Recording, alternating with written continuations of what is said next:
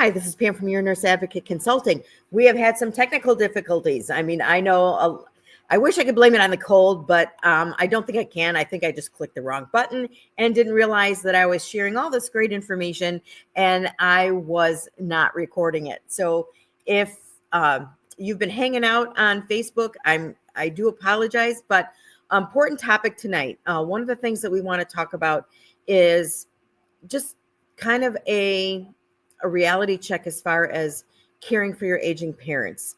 You know, how do you bring your siblings together? How do you take this unit of siblings, this family that, you know, maybe your relationships were good when you were kids, maybe they weren't so good, maybe you get along better with some or the other. Maybe you're a great family unit, and it can be a beautiful experience when siblings can come together for the good of their parents and just share the responsibility and share the load. And I'm very blessed that our family is that way. I'm the oldest of 5. We have 5 siblings. We share all the responsibilities. And just want to acknowledge we've got, hey, Shell, how are you? But so we are very blessed to have a great sibling unit. We have 5 siblings. I'm the oldest daughter, a nurse. Daughter number 2, she's in finance and accounting. Daughter number 3, she's a nurse practitioner. Son number 1, he's in manufacturing. And son number 2, he's a carpenter and he works in construction. So we do, you know, outside of my sister and I being both in healthcare, there's some diversity there. So my sister Shar, she's the one in finance and accounting. She handles, you know, a lot of the bills and the finances. My brothers handle the upkeep of the house.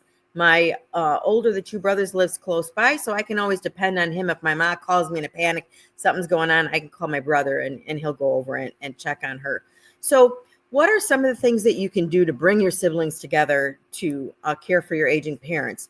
And the first thing is maybe things have been going along fine, but now different family members have noticed there's a change in your mom and dad or mom or dad's condition. And, you know, they're needing more help than they had before. Things are changing. And you agree, you know, you can all agree on the fact that something needs to happen because, you know, mom and dad need some more help. So the first thing that we suggest is to have a family meeting. And we actually have a free checklist. I've got that in the comment. I'll post it here for a second, but we do have a free template, and that's to have an agenda for a family caregiver meeting. And what this is this will help you stay on track. It will help people from drifting off and going down a rabbit hole, so you can help keep everybody on task. It will help, it prompts you to help identify what your siblings' weaknesses are, what their strengths are, what they're willing to do. There's a spot there where you can delegate and ask people for their commitments. And this is one thing that gets families kind of tied up, is that for one reason or another, we have to all admit that we're all in different stages of our life. I am retired from nursing. I do my Your Nurse Advocate Consulting business. I work from home, so I have a little bit more flexibility there.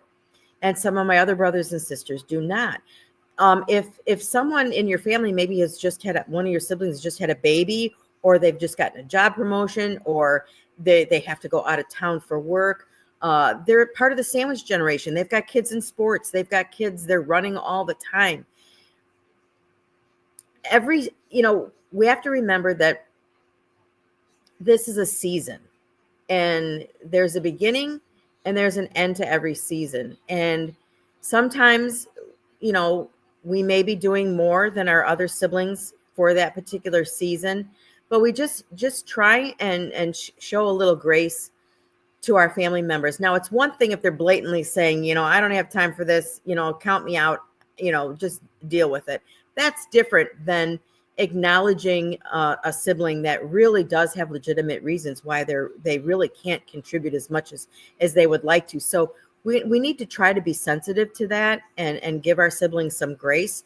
But at the same time, ask them, yeah, we know you may not be able, Joey, we know you may not be able to do as much for mom and dad now, but is there something that you're willing to do, you know, to help take something off the rest of our place? What would you feel, you know, comfortable doing? And, you know, it may be something simple. ordering groceries for pickup, maybe checking in and making doctor's appointments. Maybe it's paying their bills. Maybe it's arranging for home maintenance. Maybe it's just making the phone calls and setting it up so none of the other siblings have to worry about who's going to cut the grass or shovel the snow. So it just try and really work on, make a list of all the tasks and things that need to be done for your parents, and then go through and talk with your brothers and sisters and see who is most adept or who is the best person to take on this task. And we call that sibling zone of genius. And so that's how we refer to it in our trainings and our webinars and our courses on that is. And so, and some of these things we go through that pretty much in depth and walk you through that. Utmost important with that agenda is the communication. That's the most important thing, that we need to maintain the lines of communication open. And again, you got to remember, we have no credibility with our family.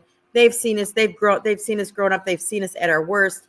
They've seen us at our best. We're just a family member to them. We're not of anybody of authority. So sometimes, as I mentioned before, sometimes it needs someone like a social worker, a nurse advocate, some other resource, third party to come in and help to mediate and bring everybody on the same page, because for some reason, people are more likely to listen to a third party than they are to their own family. And that's just human nature, I guess. So communication, having that family meeting, identifying zones of genius. Last thing I want to talk about real quick is one of the most important reasons for bringing your siblings together is to give everyone time to have some self-care time. Again, time to be able to rejuvenate, rest, recuperate, because if one person, and if you're an only child, my heart goes out to you, because that's a lot. And again, reach out to us if you need to. We can look at other ways that we can get some help for you. We do a boot camp during the year on building a caregiver team, within your circle, and reaching out beyond your inner circle. So that's something that we can help with too. So don't hesitate to reach out.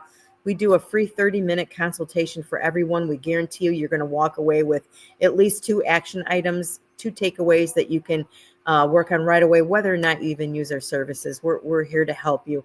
So make sure that, your siblings understand that it's not about who's doing, I'm doing more than you, or she's not doing as much as me.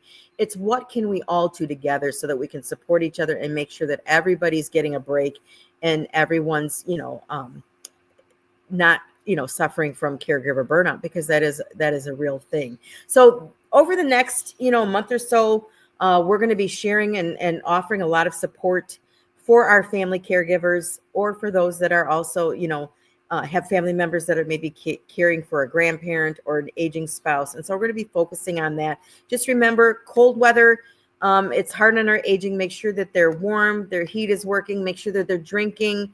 Our aging adults, in the wintertime, when they're not as warm, they have a tendency not to drink as much. They really need to stay hydrated and drink that water, prevent urinary tract infections, prevent falls, prevent dehydration, all that good stuff. So let's take care of our seniors this winter, this cold weather. And we will see you back here next week at another Tuesday Tips. Take care, and we'll see you soon.